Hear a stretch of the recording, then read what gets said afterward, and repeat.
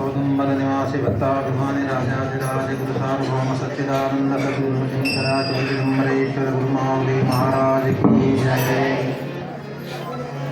ध्यान मूलम गुरोर्मूर्ति पूजा मूलम गुरोर्पदम मंत्र मूलम गुरोर्वाक्यम मोक्ष मूलम सद्गुरोर्कृपा। ಕನವಳ್ಳಿ ಕ್ಷೇತ್ರದಲ್ಲಿ ಆರಂಭದಲ್ಲಿ ಕೋಟಿಲಿಂಗಾರ್ಚನೆ ಆಯಿತು. ಆ ಸಂದರ್ಭದಲ್ಲಿ ಪರಮ ಪೂಜ್ಯನೀಯ ಪ್ರಾತಸ್ಮರಣೀಯ ಅರವಿಂದಪ್ಪನವರು ಆ ಕಾರ್ಯಕ್ರಮಕ್ಕೆ ಆಗಮಿಸಿದರು. ಅಗಡಿ ಆನಂದಾನಂದ ಚಿದಂಬರಮೂರ್ತಿ ಚಕ್ರವರ್ತಿ ಮಹಾಸ್ವಾಮೀಜಿಯವರು ಅದನ್ನು ಕಾರ್ಯಕ್ರಮವನ್ನು ನೆರವೇರಿಸಿದರು. ಆ ಸಂದರ್ಭದಲ್ಲಿ ಆ ಮಹನೀಯರದು ವಿಶೇಷವಾಗಿ ರಾಷ್ಟ್ರ ಪ್ರಶಸ್ತಿ ವಿಜೇತರಾಗಿದ್ದರಿಂದಾಗಿ ಅವರ ಒಂದು ಶೋಭಾಯಾತ್ರೆಯೂ ಆಯಿತು. ಅವರ ಒಂದು ಕೃಪಾಶೀರ್ವಾದವೇ ಇವತ್ತಿನ ದಿವಸ ಇಷ್ಟೆಲ್ಲ ವೈಭವಕ್ಕೆ ಕಾರಣ ಆಗಿದೆ. ಕೋಟಿಲಿಂಗಾರ್ಚನೆ ಆದ ಮೇಲೆ ಅಗಡಿ ಸ್ವಾಮೀಜಿಯವರು ನಾನು ಪ್ರಾರ್ಥನೆ ಮಾಡಿದೆ, ನಾವು ಮೊದಲ ಆದರ್ಶ ನನ್ನ ಮಕ್ಕಳು ಏನಾದರೂ ಒಂದಿಷ್ಟು ನಮಗೆ ಮುಂದೆ ಏನಾದರೂ ಸಾಧನೆ ಹೇಳ್ರಿ ಅಂತ ತಿಳ್ಕೊಂಡಾಗ ಪೂಜ್ಯರು ಹೇಳಿದರು, 108 ಸತ್ಯ ಈ ಅಖಂಡ ವೀಣಾ ಕಾರ್ಯಕ್ರಮ ನೀನು ಮಾಡು, ಹಾಗಾದರೆ ಮೊದಲೇದು ಆನಂದವನಲ್ಲೇ ಆಗಲಿ ಅಂದರು. ಆ ಪ್ರಕಾರವಾಗಿ ಆನಂದವನ ಕ್ಷೇತ್ರದಲ್ಲಿ ಪ್ರಪ್ರಥಮವಾಗಿರ್ತಕ್ಕಂಥ ಈ ಅಖಂಡ ವೀಣಾ ಕಾರ್ಯಕ್ರಮವನ್ನು ಬ್ರಹ್ಮೀಭೂತರ ಅಂತ ಪೂಜನೀಯ ಚಿದಂಬರಮೂರ್ತಿ ಚಕ್ರವರ್ತಿ ಸ್ವಾಮಿ ಮಹೋದಯರು ತಾವೇ ಸ್ವತಃ ಖುದ್ದಾಗಿ ನಂದಾದೀಪವನ್ನು ಬೆಳಗಿ ಆ ಸಂದರ್ಭದಲ್ಲಿ ಈ ಯಾವ ಕಾರ್ಯಕ್ರಮವನ್ನು ಆರಂಭ ಮಾಡಿದರು. ದ್ವಿತೀಯ ವಿಘ್ನ ಆಗಲಿಲ್ಲ ಅಂತ ತಿಳ್ಕೊಂಡು ಹೇಳಿ ನಮ್ಮ ಆಗ ಕೆಂಗೇರಿ ಥರ ನಿವಾಸ ಸಚ್ಚಿದಾನಂದ ಘನಪ್ರಿಯ ರೂಪಾತ್ಮನೆ ನಮ ಎಂಬುವಂತೆ ಆ ಕೆಂಗೇರಿಯ ಪೂಜ್ಯನೀಯ ಈಗಿನ ಇರ್ತಕ್ಕಂಥ ದಿವಾಕರಪ್ಪನವರ ತಂದೆಯವರನ್ನು ನಾವು ಶಂಕರ ದೀಕ್ಷಿತರನ್ನು ನಾವು ಪ್ರಾರ್ಥನೆ ಮಾಡಿದ್ವಿ. ಎರಡನೇ ಕಾರ್ಯಕ್ರಮ ಇಲ್ಲಿ ಮಾಡಿರಿ ಅಂತ ತಿಳ್ಕೊಂಡು ಹೇಳಿದರು. ಹಾಗಾಗಿ ಎರಡನೆಯ ಒಂದು ಅಖಂಡ ವೀಣಾ ಕಾರ್ಯಕ್ರಮ ಆ ಯಾವ ಕೆಂಗೇರಿಯ ತಟಾಕದಲ್ಲಿ ಆಯಿತು. ಈ ಪ್ರಕಾರವಾಗಿ ಚಿದಂಬರ ಮತ್ತು ಸಾಧು ಶೇಷಾಚಲರ ಕೃಪಾಶೀರ್ವಾದ ಈ ಯಾವ ಕಾರ್ಯಕ್ರಮಕ್ಕೆ ಅಖಂಡವಾಗಿ ಲಭ್ಯವಾಯಿತು. ಅಂದಿನಿಂದ ಇಲ್ಲಿಯವರೆಗೆ ಬೇರೆ ಬೇರೆ ಬೇರೆ ಪುಣ್ಯಕ್ಷೇತ್ರಗಳಲ್ಲಿ ಈ ಕಾರ್ಯಕ್ರಮದ ನಿಯೋಜನೆ ಅಂತಕ್ಕಂಥದ್ದನ್ನು ಆಯಿತು. ಇನ್ನು ಮುಂದಿನ ಕಾರ್ಯಕ್ರಮಗಳು ಸಹ 108ಕ್ಕೆ ಮುಕ್ತಾಯ ಆಗೋದಿಲ್ಲ ಅನಿಸ್ತದೆ ನನಗೆ. ಯಾಕಂದರೆ ಈಗಲೂ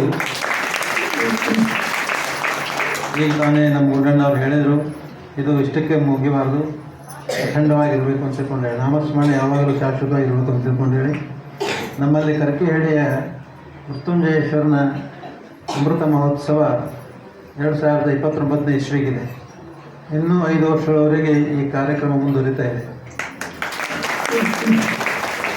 ಈ ಮುಂದಿನ ಕಾರ್ಯಕ್ರಮ ಮತ್ತು ಗಿರ್ನಾರದಲ್ಲಿ ಮತ್ತು ಆಳಂದಿಯಲ್ಲಿ, ನಂತರದಲ್ಲಿ ಇನ್ನೂ 2-3 ಕಡೆಗೆ ಗೋಕರ್ಣದಲ್ಲಿ ಹೀಗೆಲ್ಲ ಇದೆ.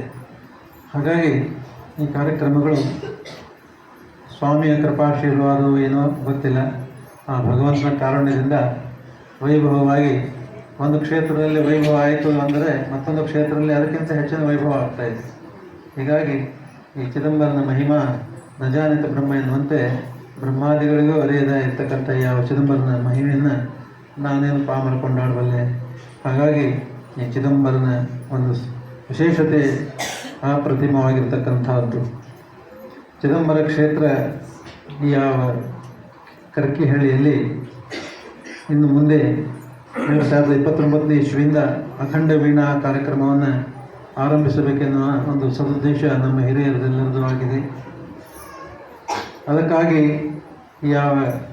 ಈ ವೀಣಾ ಕಾರ್ಯಕ್ರಮವನ್ನು ನಮ್ಮ ಪೂಜ್ಯ ಅರುಣ್ ದೇಸಾಯಿ ಅವರಿಗೆ ಹೇಳಿದೆ ನಾನು. ಈಗ ಆ ಕಾರ್ಯಕ್ರಮ ಇನ್ನು 5 ವರ್ಷದಲ್ಲಿದೆ. ಇವಾಗಲೇ ನಾನು ನಿಮ್ಮ ಅನುಗ್ರಹವನ್ನು ಪಡ್ಕೊಳ್ತಾ ಇದ್ದೀನಿ. ನಿಮ್ಮ ಒಂದು ಕಾರ್ಯಬಾಹುಲ್ಯ ಅಥವಾ ನಿಮ್ಮಲ್ಲಿರ್ತಕ್ಕಂಥ ಒಂದು ಸಾಮರ್ಥ್ಯ ನಮ್ಮ ಕರ್ಕಿಹಳ್ಳಿ ಕ್ಷೇತ್ರದಲ್ಲಿ ಪೂರ್ಣವಾಗಿ ಆ ಕಾರ್ಯಕ್ರಮಕ್ಕೆ ಆಗಬೇಕು. ಯಾಕಂದರೆ ಅಲ್ಲಿ ಸಭಾ ಕಾರ್ಯಕ್ರಮವನ್ನು ನಡೆಸೋದಾಗಲಿ ಈ ಪ್ರಕಾರವಾಗಿ ಅಚ್ಚುಕಟ್ಟಾಗಿ ನಡೆಸ್ತಕ್ಕಂಥದ್ದು ನಮ್ಮಲ್ಲಿ ಒಂದು ಸಿಬ್ಬಂದಿ ಕೊರತೆ ಅಥವಾ ಒಂದು ವಿಶೇಷವಾಗಿರ್ತಕ್ಕಂಥದ್ದು ಜ್ಞಾನದ ಅಭಾವ.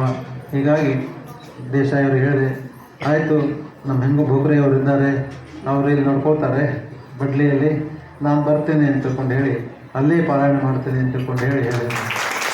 ನನಗೆ ಒಂದು ವಿಶೇಷವಾಗಿರ್ತಕ್ಕಂಥ ಕೃಪಾಶೀರ್ವಾದ. ಅದೇ ಥರನಾಗಿ ಅಗಡಿ ಆನಂದವಂದ ಪರಮ ಪೂಜ್ಯ ಚಿದಂಬರಂ ಮತ್ತು ಚಕ್ರವರ್ತಿ ಸ್ವಾಮಿ ಮಹೋದಯರ ಚಿರಂಜೀವಿಗಳಂಥ ಬುದ್ಧಸ್ಥ ಸ್ವಾಮೀಜಿಯವರು ಸ್ವಲ್ಪ ದಿನಗಳ ಹಿಂದೆ ನಮ್ಮ ಕನವಳ್ಳಿಯಲ್ಲಿ ಗುರುಗಳ ಆರಾಧನೆಯ ನಿಮಿತ್ತವಾಗಿ ಬಂದಿದ್ದರು. ಆ ಸಂದರ್ಭದಲ್ಲಿ ಅವರಿಂದಲೇ ಒಂದು ವಿಶೇಷವಾಗಿರ್ತಕ್ಕಂಥದ್ದು ಸೂಚನೆ ಬಂತು.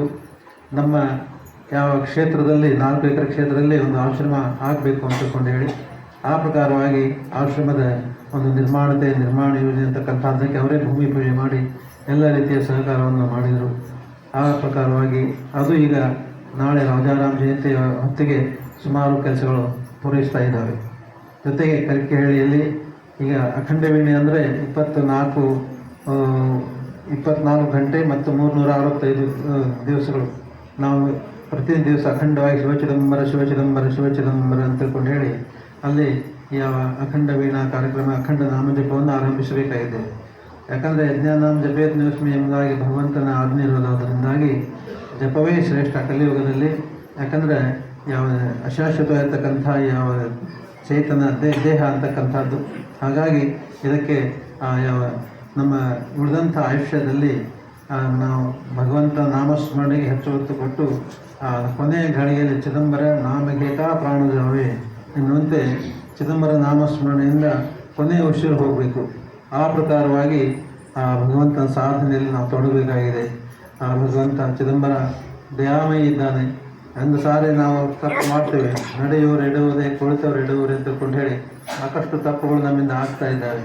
ಆದರೆ ಒಂದು ಸಾರಿ ಆ ತಪ್ಪನ್ನು ಭಗವಂತ ತಿಳಿಸಿಕೊಟ್ಟು ಅದನ್ನು ನಾವು ಮುಂದೆ ಪುನರಪಿ ಮಾಡದೆ ಆ ಭಗವಂತನ ಚಿಂತನೆಯಲ್ಲಿ ಸದಾಕಾಲ ನಾವು ಅವಕಾಶ ತೆಗೆದುಕೊಂಡು ಆ ಭಗವಂತನ ಒಂದು ನಾಮಸ್ಮರಣೆಯಲ್ಲಿ ಉಳಿದುದಾದರೆ ಖಂಡಿತವಾಗಿ ಭಗವಂತ ನಮ್ಮನ್ನು ಖಂಡಿತವಾಗಿ ಮಾಡಿ ಮುಂದಿನ ಮಾರ್ಗವನ್ನು ತೋರಿಸ್ತಾನೆ ಅನ್ನೋದ್ರಲ್ಲಿ ಎರಡು ಮಾತಾಡ್ತಕ್ಕಂಥದ್ದಿಲ್ಲ.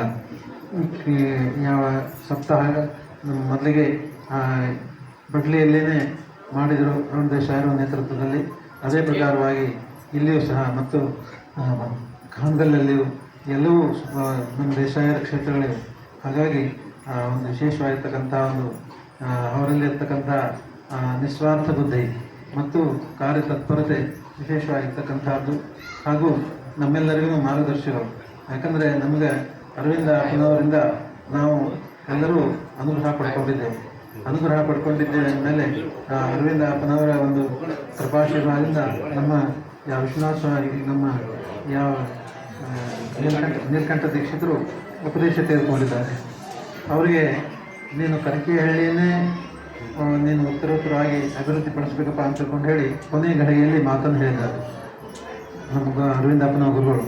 ಹಾಗಾಗಿ ಅವರೂ ಸಹ ಈಗ ನಮ್ಮೊಂದಿಗೆ ಸೇರಿಕೊಂಡಿದ್ದಾರೆ. ಕರಿಕೆಹಳ್ಳಿಗೆ ಗುರುಪೀಠ ಅಂತಕ್ಕಂಥದ್ದು ಪೂಜ್ಯರಿಂದ ಆರಂಭವಾಗಬೇಕಾಗಿದೆ. ಅರ್ಥಾತ್ ಆ ಭಗವಂತನ ಒಂದು ವಿಶೇಷವಾಗಿರ್ತಕ್ಕಂಥ ಕಾರಣದಿಂದಾಗಿ ಕರಿಕೆಹಳ್ಳಿಯಲ್ಲಿ ಬರುವ 29ನೇ ಇಸ್ವಿಯಿಂದ ಅಖಂಡ ವೀಣಾ ಮಾಡಬೇಕಾಗಿದೆ. ಆ ಸಂದರ್ಭದಲ್ಲಿ ತಾವೆಲ್ಲ ಸಹಕಾರ ಮಾಡಬೇಕು. ಮತ್ತು ಜೊತೆಗೆ ಅಲ್ಲಿ ಈಗ 24 ಜನಗಳನ್ನಾದರೂ ನಾವು ಕಾಯಮಾಗಿ ಇಟ್ಕೋಬೇಕಾಗ್ತದೆ. ಯಾಕಂದರೆ 24 ಗಂಟೆ ತಾಸುಗೊಬ್ಬರಂಗೆ ನಾವು ಇಟ್ಕೋಬೇಕಾಗ್ತದೆ. ಅದಕ್ಕೋಸ್ಕರವಾಗಿ ಒಂದು 20 ರೂಮ್ಗಳನ್ನಾದರೂ ನಾವು ಈಗಾಗಲೇ ಕಟ್ಟಬೇಕು ಅಂತ ಕೊಂಡೇಳಿ ನಿರ್ಣಯ ಆಗಿದೆ. ಹಾಗಾಗಿ ಅವೆಲ್ಲವುಗಳು ಆ ಭಗವಂತನ ಇಚ್ಛೆಯಿಂದ ಅವನ ಇಚ್ಛೆ ಬಂದ್ರೇ ಆಗ್ತಾವೆ ಯಾವುದಾದ್ರೂ ಕೆಲಸ. ನಮ್ಮ ಸಂಕಲ್ಪಗಳು ಏನು ನೆರವೇರುವುದಿಲ್ಲ. ಹಾಗಾಗಿ ಆ ಭಗವಂತನ ಚಿಂತನೆ ಅವನ ಮೇಲೆ ಭಾರ ಹಾಕಿ ಎಲ್ಲವನ್ನೂ ಅವನಿಗೆ ಸಮರ್ಪಣೆ ಮಾಡಿ ಮುಂದೆ ಅಡಿ ಇಡ್ತಾ ಇದ್ದೇವೆ. ಚಿದಂಬರ ಮಹಾಸ್ವಾಮಿ ಸದ್ಗುರು ಸಮರ್ಥ ಎಲ್ಲ 7 ದಿವಸಗಳವರೆಗೆ ನಮ್ಮನ್ನೆಲ್ಲ ತುಂಬಿ ಹಾಡಿ ಹರಿಸಿ ತನ್ಮೂಲಕವಾಗಿ ಮನೆಯಲ್ಲಿ ಆಗದೇ ಇರ್ತಕ್ಕಂಥ ವ್ಯವಸ್ಥೆಯನ್ನು ಇಲ್ಲಿ ಮಾಡಿ ಎಲ್ಲ ರೀತಿಯ ವ್ಯವಸ್ಥೆಯನ್ನು ಮಾಡಿ ಮತ್ತು ಜೊತೆಗೆ ಅನ್ನದಾನ ಜೊತೆಗೆ ಜ್ಞಾನ ದಾಸೋಹವನ್ನು ವಿಶೇಷವಾಗಿ ಮಾಡಿದ್ದೀರ.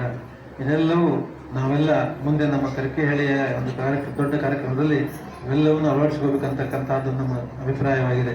ಯಾಕಂದರೆ ಇಲ್ಲಿರ್ತಕ್ಕಂಥ ಪ್ರವಚನಕಾರರು ಸಾಕಷ್ಟು ಜನ ಬಂದರು ಮತ್ತು ಎಲ್ಲ ರೀತಿಯಿಂದ ವಿಶೇಷವಾಗಿರ್ತಕ್ಕಂಥ ತಜ್ಞರು ಬಂದರು, ಯತಿ ಮಹೋದಯರು ಬಂದರು ಮತ್ತು ಮೂಲ ಪೀಠಾಧಿಕಾರಿಗಳು ಬಂದರು.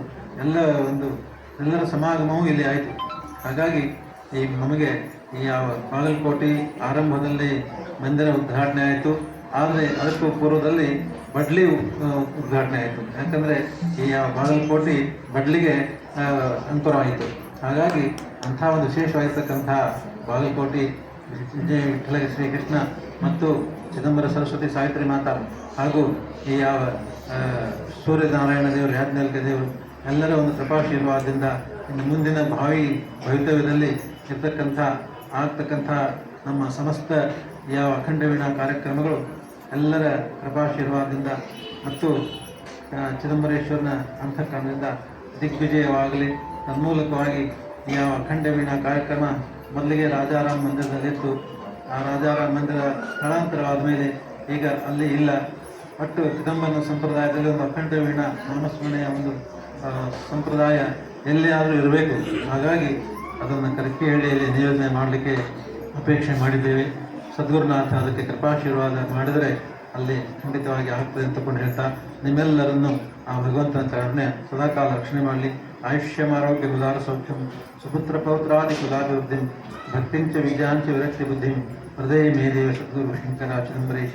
ಆ ಭಗವಂತ ಸದ್ಗುರುನಾಥ ಆಯುಷ್ಯವನ್ನು ಕೊಡಲಿ, ಆರೋಗ್ಯವನ್ನು ಕೊಡಲಿ, ಉತ್ತಮವಾದಂತಹ ಆರೋಗ್ಯವನ್ನು ಕೊಡಲಿ, ಉದಾರ ಸೌಖ್ಯ ಅಂತಕ್ಕಂಥದ್ದನ್ನು ಕೊಡಲಿ.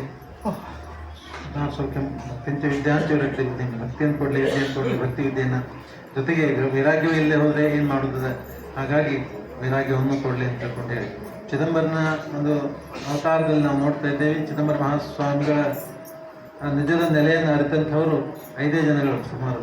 ಹಾಗಾಗಿ ಶಿವಶಾಸ್ತ್ರಿ ಮಹೋದಯರು, ಸಖಾರಾಮ್ ಗದ್ದೆಯವರು ಮತ್ತು ಸಂತ ಮಾತಾ ವಿಠಾಬಾಯಿ, ರಾಜಾರಾಮ್ ಮಹಾರಾಜ ಇತ್ಯಾದಿ. ಹಾಗಾಗಿ ಇವರೆಲ್ಲರೂ ಆ ನಿಜದ ನೆಲೆಯನ್ನು ಅರ್ಥಕೊಂಡಿದ್ರು. ಚಿದಂಬರನ ನಿಜದ ಒಂದು ಪರಬ್ರಹ್ಮ ಸ್ವರೂಪದ ಅರ್ಥ ಮಾಡ್ಕೊಂಡಿದ್ರು. ಹಾಗಾಗಿ ಆ ಸ್ವರೂಪವನ್ನು ಅವ್ರು ಮುಟ್ಟಿದ್ರು. ಮತ್ತು ಅವರಿದ್ದಾಗ ಎಲ್ಲರಿಗೂ ಯಾಕೆ ಒಂದು ಅನುಭವವನ್ನು ಕೊಡ್ಬೋದಿತ್ತಲ್ಲ, ಅವರು ಯಾಕೆ ಕೊಡಲಿಲ್ಲ? ಯಾಕಂದರೆ ಅವರು ಅಧಿಕಾರದ ಒಂದು ಮಟ್ಟದ ಮೇಲೆ ಅದು ಹೋಗ್ತದೆ. 90 ವರ್ಷ ರಾಮಯೋಗ ಬಂದು ಮದುವೆ ಕೇಳ್ಕೊಂಡ, ಅದನ್ನೇ ಕೊಟ್ಟರು. ಆ ಪ್ರಕಾರವಾಗಿ ಇದು ಚಿದಂಬರನ ಒಂದು ಸಾಹಿತ್ಯ, ಚಿದಂಬರನ ಒಂದು ಅಂತರ್ಜಾಲ, ಅರ್ಥಾತ್ ಚಿದಂಬರ ರಹಸ್ಯ ಅಂತಕ್ಕಂಥದ್ದು ಯಾರಿಗೂ ತಿಳಿದಿರ್ತಕ್ಕಂಥದ್ದು ವಿಷಯ. ಆದ್ದರಿಂದ ನಮಗೆ ಎಲ್ಲ ರೀತಿಯಿಂದ ಸೌಖ್ಯಗಳನ್ನು ಭಗವಂತ ಕೊಡಲಿ. ತನ್ಮೂಲಕವಾಗಿ ಚಿದಂಬರ ನಾಮವೇ ನಮಗೆ ಜೀವನದ ಗುರಿ ಆಗಲಿ ಅಂತ ಹೇಳಿ ಪ್ರಾರ್ಥನೆ ಮಾಡ್ತಾ ಸ್ವಾಮಿಯಲ್ಲಿ ಒಂದೆರಡು ಮಾತುಗಳನ್ನು ಸದ್ಗುರು ಶ್ರೀಚರಣ ಸಮರ್ಪಣೆ ಮಾಡ್ತಾ ಇದ್ದೇನೆ. ಜೈ ಚಿದಂಬರ.